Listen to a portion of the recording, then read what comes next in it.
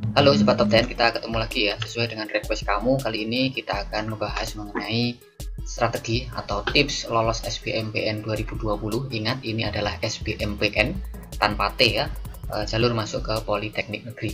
Kali ini saya akan membicarakan 9 plus 1 aspek penentu lolos SBMPTN 2020 Politeknik Negeri. Nanti kita juga akan membicarakan tentang contoh urutan prodi dan politeknik serta contoh kasus. Nah, ini sesuai dengan postingan dari Instagram resmi dari SBMPN atau Politeknik, disebutkan bahwa untuk pelaksanaan SBMPN bukan lagi menggunakan tes tulis atau tes komputer, melainkan dengan nilai rapot. Artinya ini nanti sistemnya akan sama seperti SNMPN. Nah, tentunya kamu juga pastinya kepingin gimana sih caranya memaksimalkan peluang yang ada untuk bisa lolos SBMPN bagi kamu yang menginginkan Politeknik Negeri sebagai lanjutan dari pendidikanmu setelah SMA, MA, ataupun SMK. Mari langsung aja kita simak ya.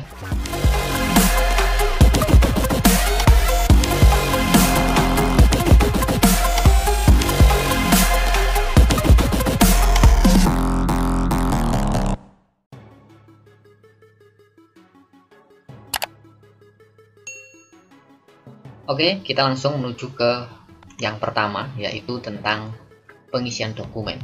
Sobat semuanya, jangan pernah meremehkan yang namanya pengisian dokumen. Anda menganggap bahwa strategi itu adalah gimana caranya kita bisa mengalahkan persaingan dengan peserta lain sehingga kita bisa lolos suatu jalur, termasuk dalam hal ini adalah SBMPN. Namun ingat, sebenarnya seleksi itu sudah dilakukan di tahap awal, yaitu pada saat pengisian dokumen.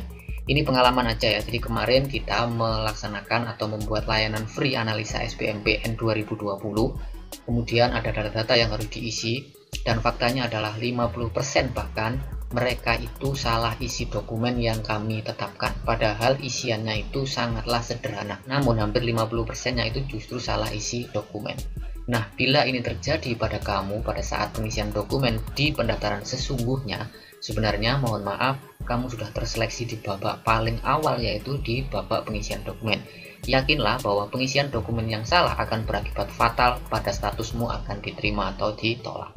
Itu sesuai dengan kalimat yang ini ya, silahkan kamu baca bahwa di dalam SBMPN ada ketentuan, isilah data dengan selengkap-lengkapnya.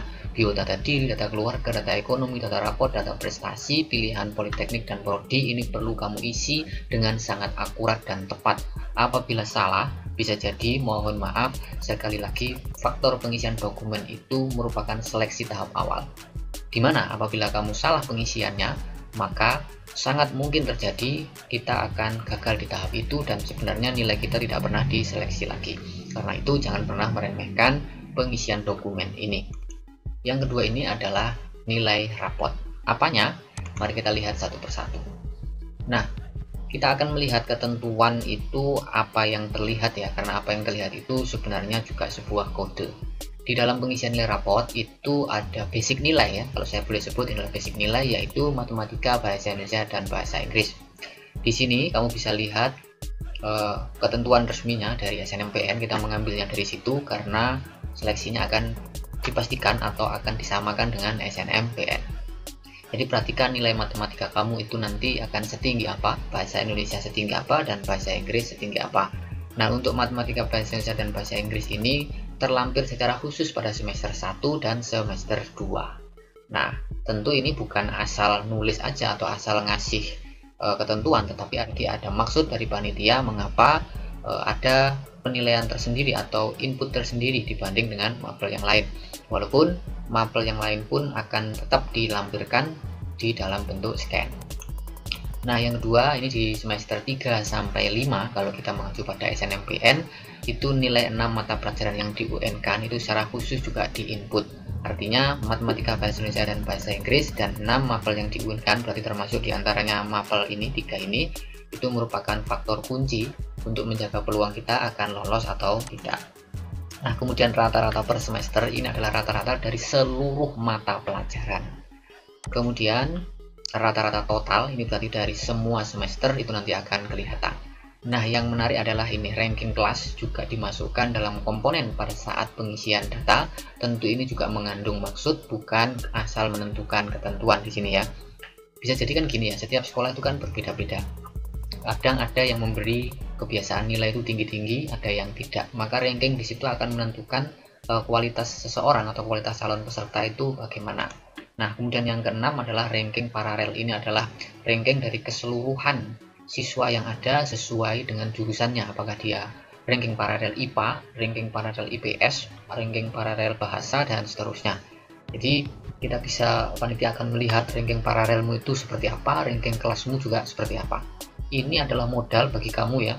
Bila ininya rata-rata cukup menjanjikan, maka potensi kamu untuk lolos jalur ini juga akan semakin tinggi. Jadi kalau bisa kita bilang faktor nomor 1 dan faktor nomor 2 yang tadi kita sebutkan itu adalah faktor modal. Nanti kita akan sebutkan faktor modal itu akan bisa kamu gunakan untuk memilih jurusan yang seperti apa di politeknik ini. Kita masuk ke yang 3 dulu, jenis sekolah. Ini sesuai ketentuan juga ada. Akreditasi dari sekolah kamu, A, B, C, atau non-akreditasi, itu mempunyai pengaruh. Kemudian kelas, nah kelas akselerasi atau kelas reguler. Kalau kelas akselerasi itu biasanya ditempuh lebih cepat, 2 tahun dari 3 tahun. Kemudian kalau reguler itu normal ya, ada yang 3 tahun, ada yang 4 tahun untuk beberapa SMK. Nah sekarang yang keempat ya. Yang keempat adalah data prestasi. Ini juga menarik, ini adalah salah satu faktor pendukung peluang kamu untuk lolos. Nah apa saja sih yang termasuk dan apa saja yang tidak? Yang pertama adalah lomba kompetensi siswa, kemudian Olimpiade Sains Nasional, Olimpiade Olahraga Siswa Nasional, Lomba Karya Jurnalistik Siswa, Lomba Cipta Seni Anak-anak Nasional, Lomba Penelitian Siswa Nasional, kemudian ada Kemah Nasional Pramuka, ada Kawah Kepemimpinan Pelajar, Festival dan Lomba Seni Siswa Nasional, World Skill Competition, kemudian ada Lomba Karya Tulis Ilmiah atau Lomba Karya Ilmiah Remaja, kontes debat yang pernah kamu ikuti, olahraga, semua jenis olahraga ya, kemudian penulisan esai, lomba hafiz, dan lainnya. Nah yang menarik ini adalah lainnya. Apa saja? Biasanya ini sering terjadi perdebatan. Kadang ada juga sih yang memberi komentar, pokoknya semua sertifikat masukin deh. Nah di sini ada ketentuan apa yang tidak. Sebelumnya mari kita cek dulu ya bahwa yang termasuk dalam TOEFL atau sejenisnya, kemudian ranking kelas, itu tidak termasuk dalam prestasi. TOEFL itu semacam kursus. Nah ini ada kata-kata sejenisnya. Kursus, misalkan pernah ikut kursus apa, maka itu tidak termasuk. Nah dalam hal ini ada yang setingkat dengan kursus ya, misalkan kamu mengikuti sebuah seminar tentang apa, itu menurut saya tidak masuk. Tetapi kalau kamu ingin tetap memasukkan sih ya tidak apa-apa ya. Dari pandangan saya seminar atau workshop itu bukan di antara ini ya, bukan di antara berapa sih ini, 16 atau 15 ini, itu nggak termasuk seperti seminar, karena yang dipentingkan yang namanya prestasi adalah kebanyakan bersifat perlombaan atau kompetisi, sementara seminar atau workshop itu bukan kompetisi. Jadi saya anggap TOEFL itu sejenis, atau ya saya anggap seminar atau workshop itu setara dengan TOEFL. TOEFL itu kursus, bahkan membutuhkan waktu berbulan-bulan saja, tidak masuk. Apalagi hanya seminar yang durasinya hanya beberapa jam saja. Tapi kalau ingin tetap memasukkan sih ya tidak apa-apa, mungkin bagian dari lain-lain ya, semoga ada nilainya. Kemudian tadi ini ya, prestasi di atas itu bisa tingkat internasional, nasional, provinsi, kabupaten, atau tidak diketahui. Ini bisa berupa sekolah mungkin. Misalkan ada lomba penulisan esai tingkat sekolah, jadi bisa dilampirkan. Nah kemudian juara berapa saja yang bisa masuk? Juara 1, 2, 3, 4, 5, finalis, bahkan peserta itu ada poinnya. Jadi di sini lebih jelas ya, kamu sudah bisa bila di antara ini salah satu di antara 15 atau 16 ini kamu mempunyai, ya silakan masukkan. Tentu masukkan 3 yang terbaik karena ketentuannya adalah 3. Kemudian yang berikutnya yaitu yang kelima, pilihan prodi dan politeknik. Maksimal 2 politeknik ya. Ini kemarin saat kita mengadakan analisa raport SBMPN itu banyak yang masih salah isi, bahkan ada juga yang ngisi bukan politeknik anggota SBMPN. Jadi politeknik yang bukan anggota SBMPN dimasukkan dalam analisa raport yang pernah kami selenggarakan baru aja kemarin. Kemudian maksimal 3 prodi ya. Nah kita kasih contoh deh, misalkan gini. Pilihan pertama politeknik A, prodinya X, kemudian politeknik A juga prodinya Z, atau politeknik B atau politeknik yang lain prodinya bisa sama yaitu X, bisa Z, atau bisa yang lain. Atau mungkin politeknik A itu 1, kemudian politeknik B bisa 2 pilihan. Yang jelas asasnya adalah 2 politeknik dan 3 program studi. Itu harus dipahami oleh teman-teman semua. Kita lanjut ke poin berikutnya, yaitu yang keenam. Akreditasi politeknik dan prodi ini penting, nanti kita sebutkan gunanya ya. Akreditasi politeknik apakah A, B, C, ataukah NA. Ini cara ngeceknya kamu bisa lihat di web ini, banpt.or.id, kemudian kamu cari data akreditasi terbaru. Nah, kamu cek nanti, pilih politekniknya, pilih prodinya, lalu kelihatannya nanti akreditasinya apa itu A, B, apa C. Bila nggak ada, itu pasti NA. Nah, kemudian akreditasi prodi ya, prodi A, B, C, D, dan NA. Ini juga sama seperti akreditasi dari politeknik tadi. Nah, salah satu gunanya adalah untuk mengurutkan pilihan politeknik atau prodi. Ini menarik nih ya. Jadi saya akan berikan contoh kasus ya di akhir mengenai cara pemilihan ini. Ini yang menarik ya. Dari sini udah paham ya teman-teman ya. Kita lanjut ke poin berikutnya, yaitu yang ke-7. Nah, tingkat persaingan. Di sini tingkat persaingan kita akan uji ya. Itu kamu lihat nanti daya tampung versus peminat. Daya tampungnya besar, peminatnya sedikit, maka tingkat persaingannya rendah. Daya tampungnya sedikit, peminatnya banyak sekali, itu berarti ketat, bahkan bisa sangat ketat. Kemudian lihat jurusan SMA, MA, SMK yang bisa daftar suatu prodi. Ini untuk melihat tingkat persaingan. Misalkan kita belum tahu daya tampung itu berapa, kamu lihat aja jurusan-jurusan di SMA, MA, SMK yang bisa daftar prodi itu di politeknik tertentu itu. Kalau banyak sekali yang bisa daftar, itu tentunya bisa ketat, bahkan sangat ketat. Nah, nanti gunanya untuk apa sih ketat, sangat ketat ya? Untuk melihat nilai kita itu berapa, kemudian kita akan menentukan memilih prodi yang sangat ketat atau sedang, atau kita relevan ambil yang sangat ketat, atau hanya ketat saja, atau hanya sedang saja. Itu bergantung pada aspek yang kedua tadi, yaitu aspek nilai rapot. Oke, itu aspek yang ke-7. Kemudian aspek yang ke-8 adalah, nah ini contoh urutan. Contoh urutan tuh gini, misalkan ini pilihan pertama adalah PENS, Politeknik Elektronika Negeri Surabaya.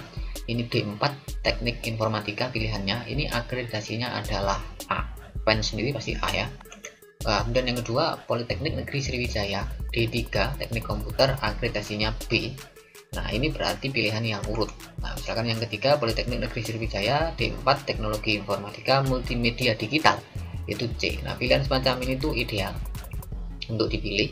Nah, banyak kasus juga gimana kalau kemudian A semua, kemudian B semua. Nah, itu biasanya kalau saya ya, itu akan melihat dari tahun atau bulan dia terakreditasi. Bila semakin tua, berarti bisa diletakkan di pilihan pertama. Atau kalau kemudian sama semua, ya kamu lihat tingkat persaingannya. Itu nanti lebih ketat yang mana, bisa kamu letakkan di pilihan-pilihan pertama. Oke, nah kemudian kita akan coba lanjut ke yang ke-9 ya. Masih adakah? Nah, ini contoh kasus ya. Saya mendapati kakak kelas kamu ya, dia itu peringkat 6 paralel. Nilainya di atas 90 semua. Kemudian akreditasi dari sekolahnya itu A.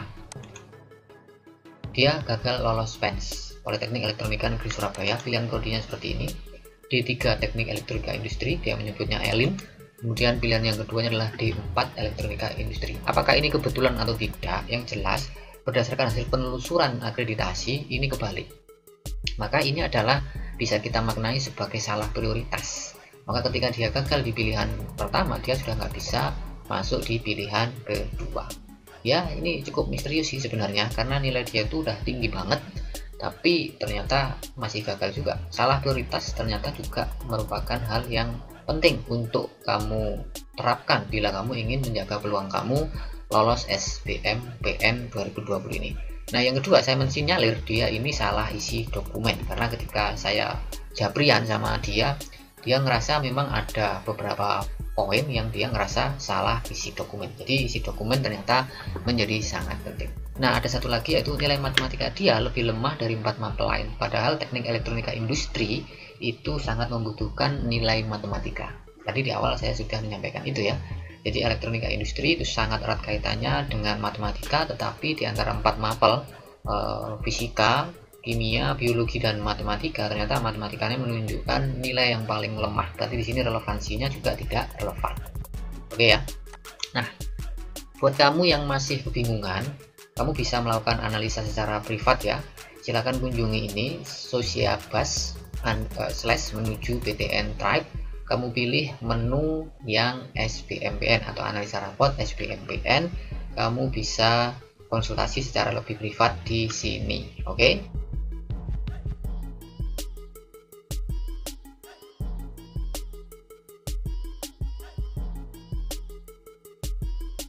Demikian video kita kali ini, semoga ada guna dan manfaatnya. Kita akan ketemu lagi di episode berikutnya. Tetap semangat, tetap belajar, dan create your future.